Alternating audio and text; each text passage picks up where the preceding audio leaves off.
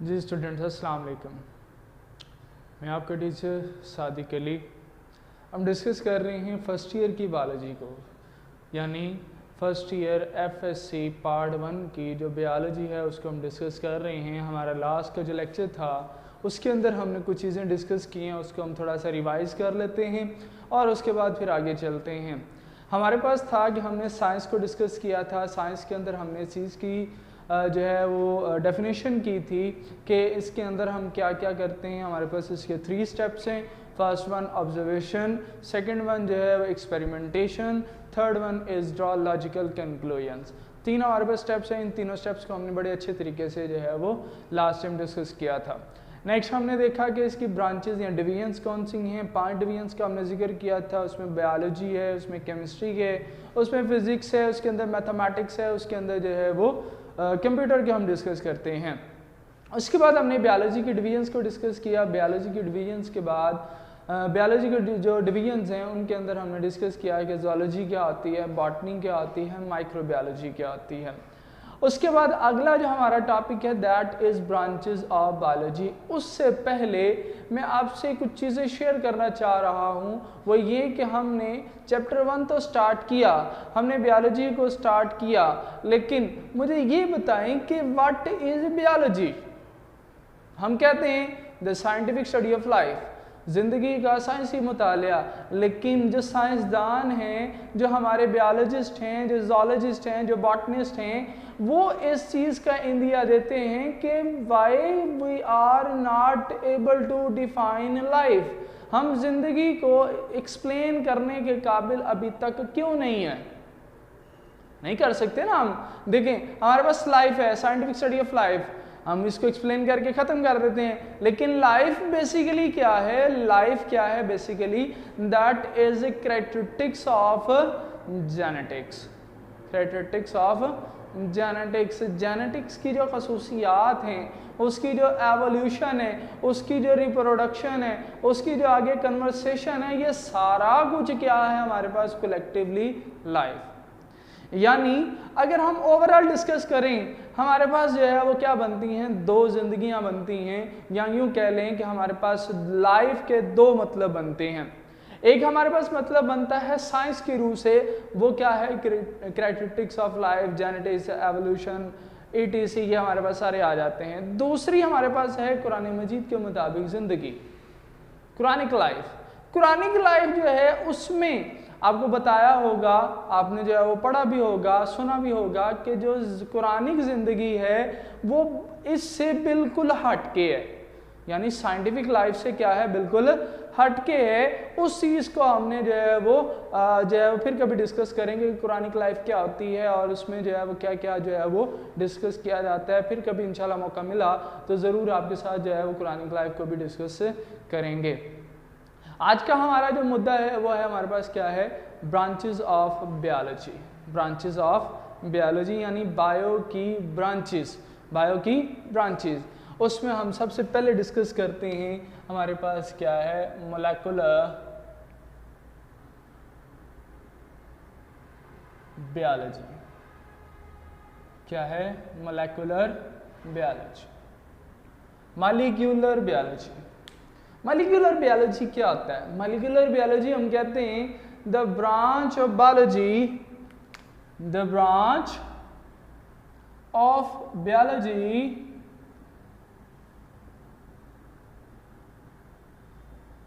that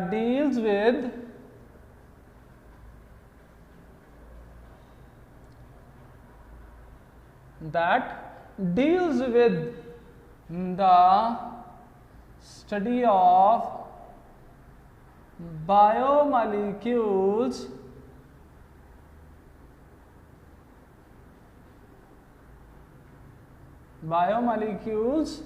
of organism।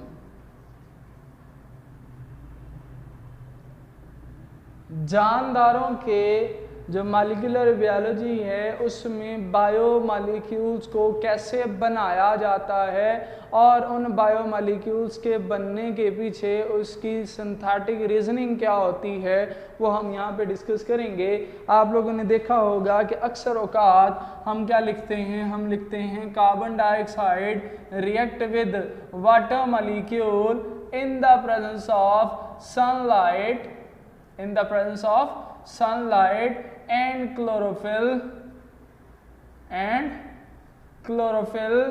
it converted into C6H12O6 with oxygen molecule with water molecule. Water is the byproduct, water is the by product. अगर हम इसको balance करें तो हमारे पास क्या आ जाता है 6 carbon dioxide molecules react with 12 water molecule in the presence of sunlight and chlorophyll it converted into carbohydrate molecule that is glucose. इसको क्या कहा जाता है, ग्लूकोज का नाम दिया जाता है with 6 oxygen molecules and 6 water molecules, with the 6 water molecules and with 6 oxygen molecules. This oxygen molecule can be used by the animals for the respiration. जानदारों की सांस लेने के अमल के लिए हम किसको इस्तेमाल करते हैं, ऑक्सीजन को इस्तेमाल करते हैं। किसको, ऑक्सीजन को इस्तेमाल करते हैं। ठीक है, अब ये हमारे पास क्या है, बायोमॉलिक्यूल है। क्या है, बायोमॉलिक्यूल है। कैसे कि हमारे पास ये जो C6H12O6 है ये रिएक्ट करता है दूसरे C6H12O6 के साथ, यानी ये हमारे पास जो ग्लूकोज है ये हमारे पास फ्रुक्टोज है, आपस में मिलते हैं, मिलकर क्या बनाते हैं C12H22O11, साथ में एक वाटर मॉलिक्यूल जो है वो रिलीज कर दिया जाता है। दैट इज मोलेकुलर बायोलॉजी कि हम मॉलिक्यूल कैसे बना रहे हैं, हम बायोलॉजिकल मॉलिक्यूल्स को कैसे बिल्डअप कर रहे हैं, वो हमारे पास क्या है, मॉलिक्यूलर बायोलॉजी। क्या है, मॉलिक्यूलर बायोलॉजी। सेकंड हमारे पास क्या है, सेकंड इज एनवायरमेंटल बायोलॉजी। क्या है, एनवायरमेंटल बायोलॉजी, एनवायरमेंटल बायोलॉजी। वो क्या होती है, हमारे पास लफ्ज है हमारे पास एनवायरनमेंट। लफ्ज क्या है, एनवायरनमेंट। एनवायरनमेंट क्या होता है, एनवायरनमेंट हम माहौल को कहते हैं। अब माहौल में जो जिंदगी है यानी द स्टडी ऑफ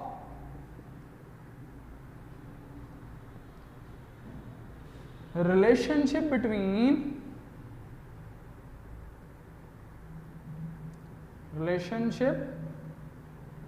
between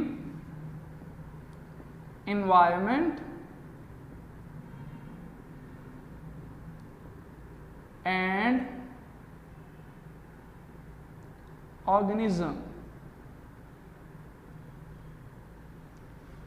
वो ताल्लुक, वो मुताला जिसके अंदर एनवायरनमेंट और ऑर्गेनिज्म के दरमियान जो ताल्लुक पढ़ा जाता है, रिलेशन पढ़ा जाता है, उसको हम क्या कहते हैं, एनवायरमेंटल बायोलॉजी। फॉर एग्जांपल ये एक मेरे पास क्या है, फर्ज करते हैं ये ज़मीन है यानी अर्थ है। अर्थ के अंदर अगर हम डिस्कस करें तो ऑक्सीजन हमारे पास कितनी होती है, ऑक्सीजन O2 जो होती है वो अराउंड अबाउट 21% होती है। अगर हम बात करें किसकी, नाइट्रोजन की, तो उसमें क्या है 78% हमारे पास क्या आती है, नाइट्रोजन मौजूद होती है। अगर हम बात करें आर्गन की तो वो हमारे पास 0.93% क्या मौजूद होती है, आर्गन मौजूद होती है। अगर हम बात करें कार्बन डाइऑक्साइड की तो ये हमारे पास 0.04% जो है वो मौजूद होती है। कुछ बुक्स के अंदर 0.03% लिखा गया है, कुछ बुक्स के अंदर 0.04% जो है वो लिखा गया है।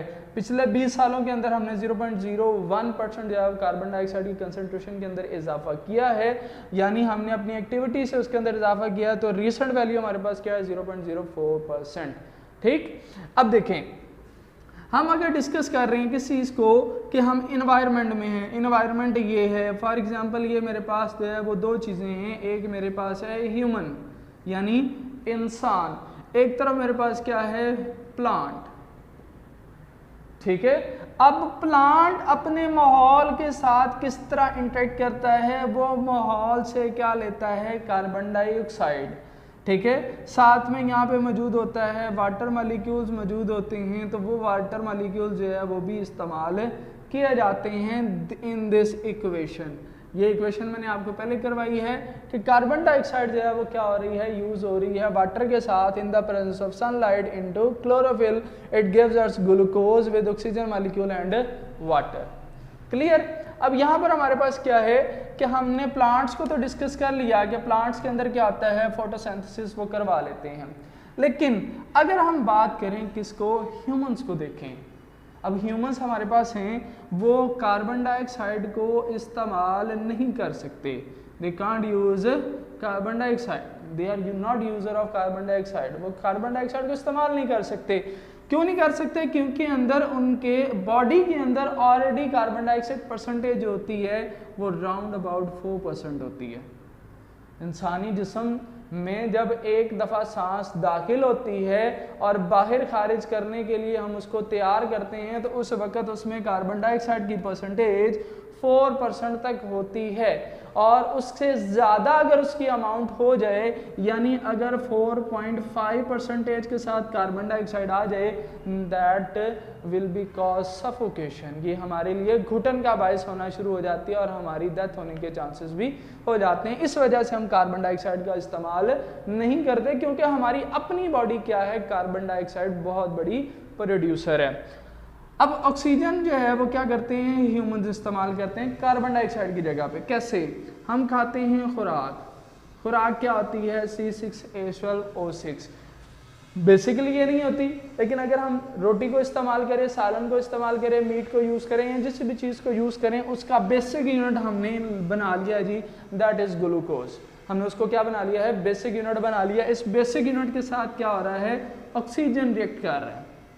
कौन सा ऑक्सीजन, जो इन्वायरमेंट के अंदर मौजूद है।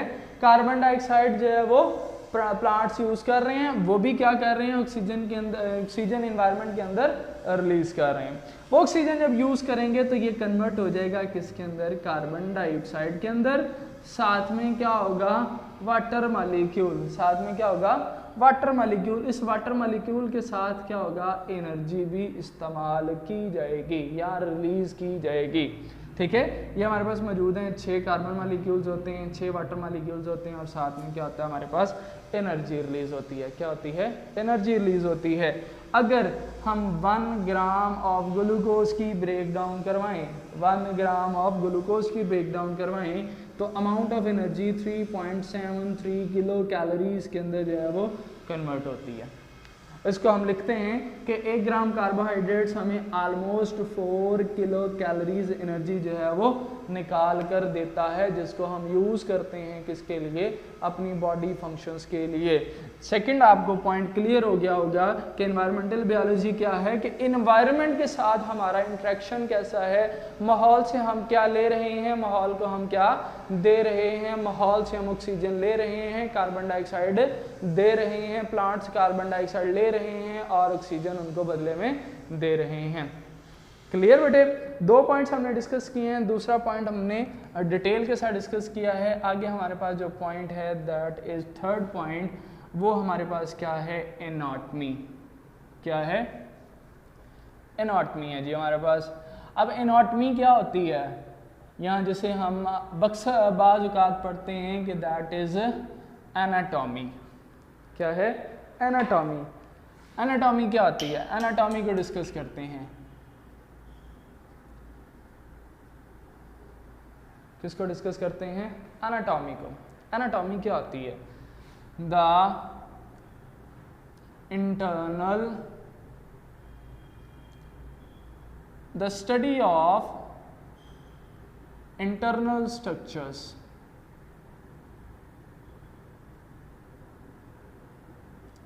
जानदारों के अज़ा का अंदरूनी मुतालिया क्या कहलाएगा, एनाटॉमी। मैं आपको बज़ाहिर नज़र आ रहा हूँ, मेरी 2 आँखें 2 कान हैं, एक आपको जो है वो माउथ कैविटी आपको नज़र आ रही है, उसके अलावा दूसरे हमारे पास सब्सटेंसेस सारे नज़र आ रहे हैं। अब इन तमाम के पीछे हमारे पास क्या क्या चीज़ें इस वर्क कर रही हैं, वो क्या है हमारे पास, that will be called as, हमारे पास एनाटॉमी उसको कहा जाता है। यानी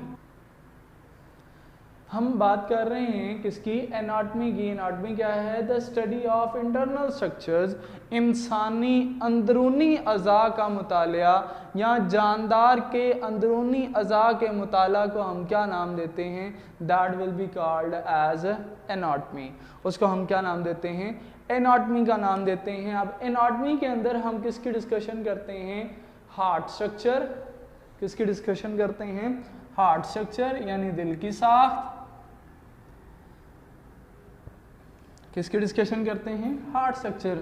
हार्ट स्ट्रक्चर का मतलब यानी उसके मसल्स किसके बने हुए हैं, उसका स्ट्रक्चर किस तरह का है, 4 चैम्बर्ड है, डबल पंप्ड है, उसके अंदर एट्रियम है, वेंट्रिकुलर है, उसका फंक्शन क्या है, वो सारा का सारा हमारे पास किसके अंदर आ जाता है, एनाटॉमी के अंदर। किस में आ जाता है, एनाटॉमी के अंदर आ जाता है। ठीक है, फिर उसके बाद हम बात करते हैं किसकी, आई स्ट्रक्चर की।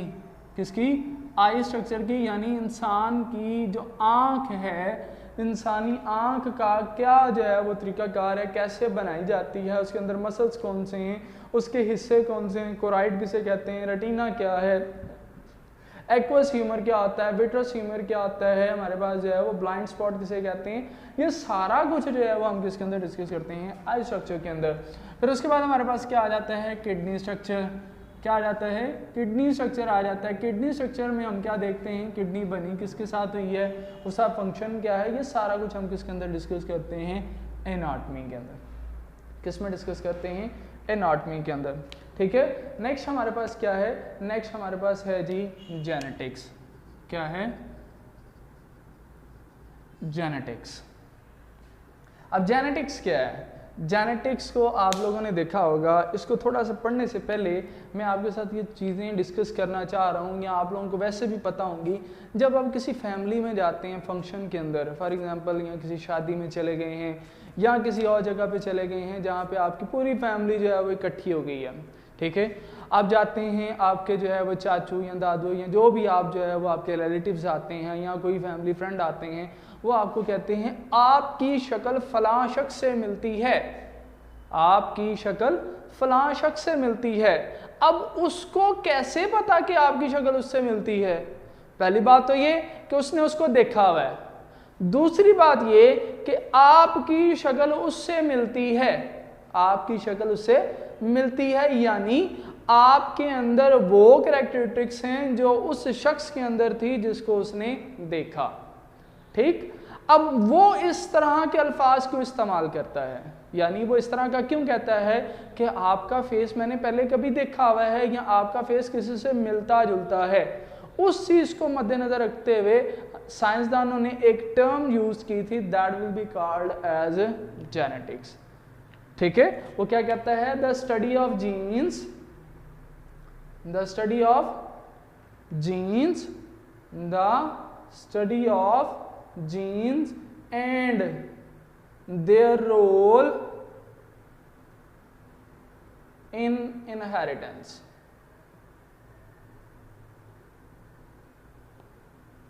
inheritance, जीन का मुताला और जीन का इनहेरिटेंस के अंदर यानी विरासत के अंदर क्या किरदार है, उसको हम क्या नाम देते हैं, जेनेटिक्स का नाम देते हैं। किसका नाम देते हैं, जेनेटिक्स का नाम देते हैं। जेनेटिक्स के बाद हमारे पास इसमें लफ्ज़ इस्तेमाल किया गया है जीन। क्या लफ्ज़ यूज़ किया गया है, gene. What is gene, gene हम कहते हैं, जीन इट इज़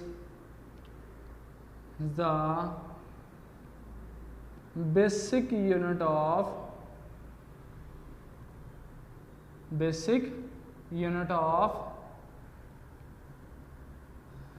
जेनेटिक्स।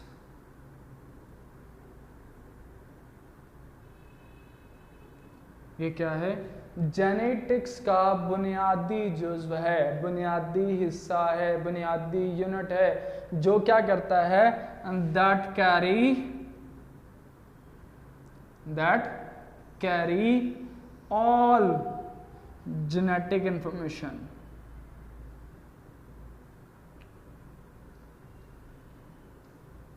जो क्या करता है, सारी की सारी जितनी भी जेनेटिक इंफॉर्मेशन है वो ट्रांसफ़र करने का काम किसका होता है, वो काम होता है जीन का। किसका होता है, जीन का। फॉर एग्जांपल हेयर स्टाइल, क्या हमारे पास एग्जांपल में हेयर स्टाइल, फिर उसके बाद हमारे पास क्या है, हेयर स्टाइल के बाद आ जाता है आईज कलर। क्या आ जाता है, आईज कलर आ जाता है। फिर उसके बाद आपके पास क्या आ जाता है, हाइट आ जाती है। फिर उसके बाद आपके पास क्या आ जाता है, आपकी ईयर सेटिंग आ जाती है, ईयर स्टाइल आ जाता है कि आपका ईयर जो है वो लूप्ड अटैच है या नहीं अटैच है, इस तरह का स्ट्रक्चर आ जाता है। फिर उसके बाद आपकी स्किन कलर आ जाता है। क्या आ जाता है, स्किन कलर आ जाता है। ये सारी की सारी चीज़ें कहाँ पे आती हैं, आपके पास जेनेटिक्स के अंदर। उम्मीद करता हूँ आपको आज का टॉपिक जो है, आज के जो हमने ब्रांचेस ऑफ बायोलॉजी 4 पढ़ी हैं, आपको अच्छे तरीके से समझ आ गई होंगी। अगर आपको कहीं पे मसला होता है तो आप कमेंट सेक्शन के अंदर आकर पूछ सकते हैं। वस्सलाम।